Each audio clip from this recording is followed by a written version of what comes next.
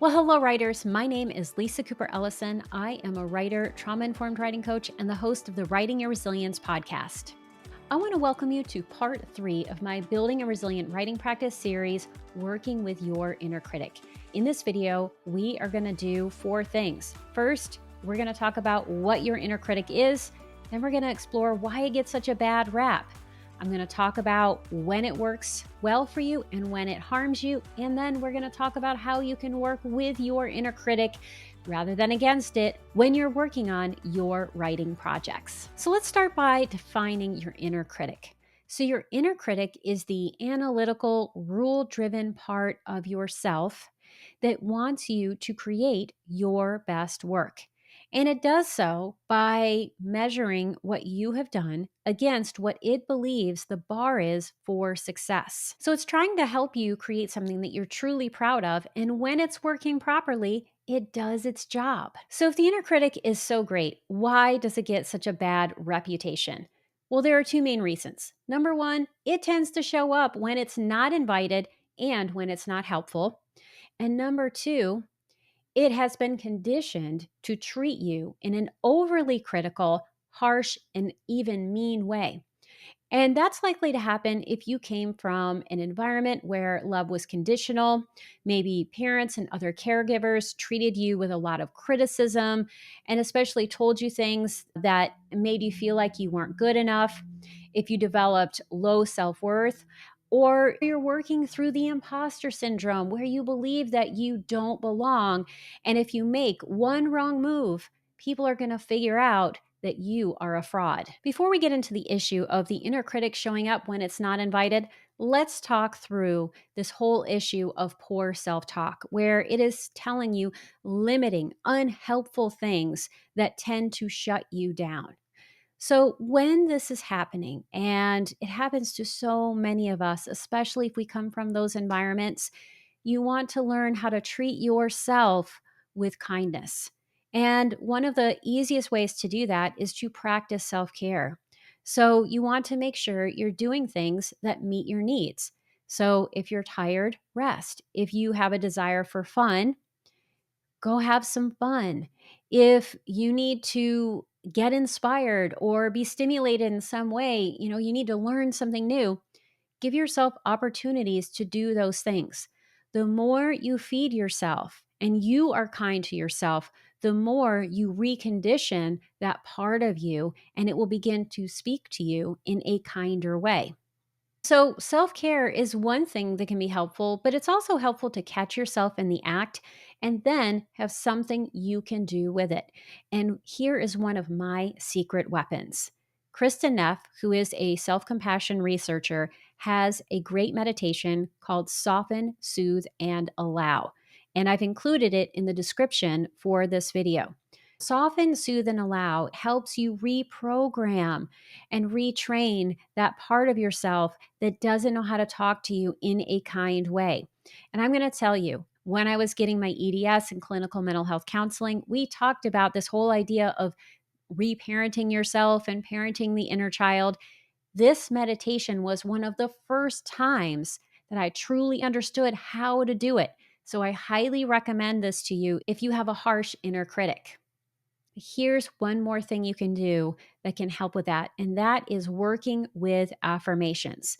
An affirmation is a positive statement that you say about yourself, and you tend to repeat it over and over so that you can begin to internalize it. And it doesn't have to be anything complicated. So it could be, you are enough, or let's use an I statement, I am enough.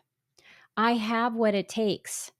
I am a creative person. The more you can add I am to whatever your affirmation is, the stronger it will be and the more you'll be able to internalize it. I have a great affirmation on my desk that someone gave to me, and I'm going to try to put it in the camera so you can see it, but if not, I will read it to you. So, this is what was shared with me. It was a Christmas gift one year, and it says, "You are worth it."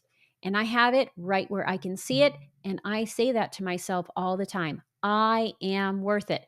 And it helps me take risks and also take better care of myself. All right. So now that we've talked about ways that you can be kinder to yourself and cultivate a gentler inner critic, let's talk about how it shows up in our writing practice. Now, as I said, your inner critic wants you to do your best work. And there are certain kinds of writing where it is your best friend and you want it on your shoulder at all times. So if you are working in revision, you're trying to structure or restructure a project, or you're doing line editing, or you're doing anything that is the final editorial work before you send it out in the world, you want your inner critic working with you. However, if you are trying to create something new, you're in an early draft, or you're trying to see all of the different ways this material could go together, and you need to have more expansive thinking because the inner critic likes to narrow things down. So if you need to be expansive, you don't need your inner critic to be there on your shoulder.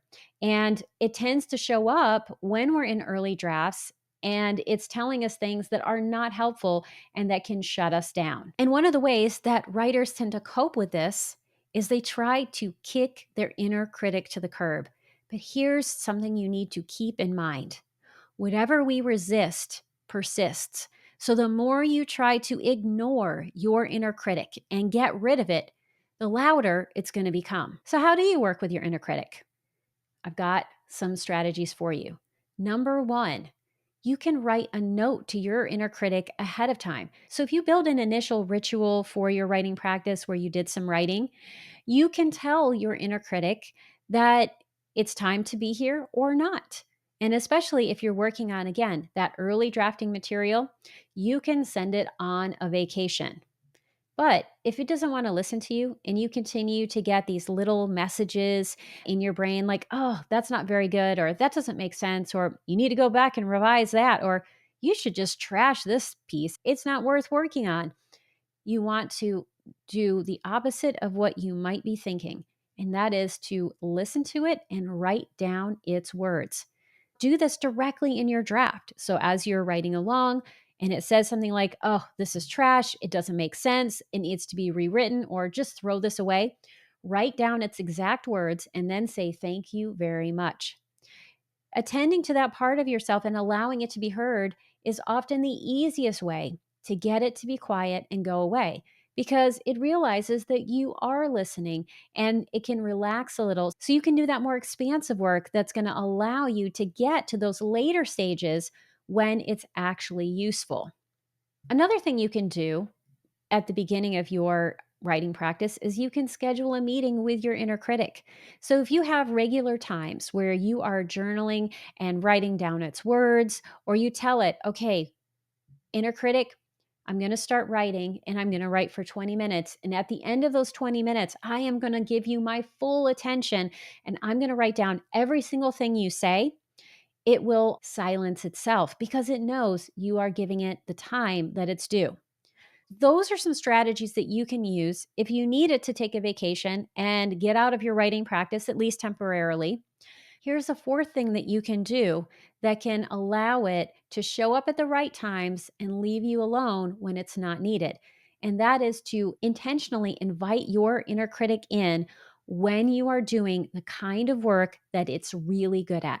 So if you are in that heavy revising phase where you are restructuring, or you're doing line editing, or you're moving things around, write a note to yourself at the beginning of your writing practice and say, inner critic, I really need your help. Could you sit on my shoulder and help me make this the very best that it can be? And then you want to listen to what it has to say. And pay attention to not just the messages you might have in your mind. Those are usually the harsh things that we notice right away that cause us to shut down. But sometimes our inner critics are subtle and they speak to us through the body. So as you are working on something, notice when maybe you have a tension in your stomach or your chest or your shoulders, or when your jaw is tightening up. It could mean that you don't fully understand what something means, or maybe it's not done. Also, notice if you're feeling really fidgety. Sometimes when you're feeling really fidgety, it means that you have a lot of emotions about something that you need to discharge, Or perhaps you don't know what something means and you need to go for a walk or move in some other way so that you can have a really powerful aha. So pay attention to those physical experiences that you have, because that can be a way that your inner critic is speaking to you, and it's doing so in a really kind way. So that's how you work with your inner critic rather than against it. If you want to understand yourself through the writing process, you are working on a tough memoir, or you just want to understand more about the psychology of writing, please subscribe to this YouTube channel.